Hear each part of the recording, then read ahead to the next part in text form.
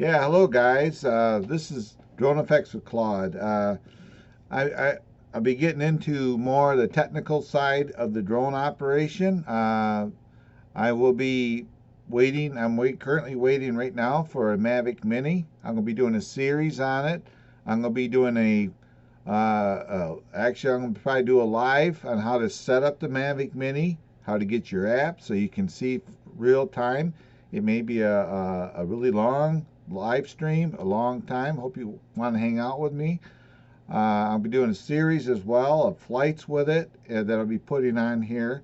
I do have the Mavic Airs and I have all the other Mavic products, but I thought I would try the Mavic Mini. It does not have the sensors. It only has the sensors on the bottom. It doesn't have the forward sensors or nothing like that. So they consider it's a 249 gram drone, which means it does not have to be registered with the FAA, but you still have to follow their rules. So I just thought I'd put this announcement out there. I will be uploading to my channel, and I'm hoping that many people will come hang out with me on my channel as well. Thank you very much for your time and listening to this little announcement, and I'll see y'all soon. Bye-bye.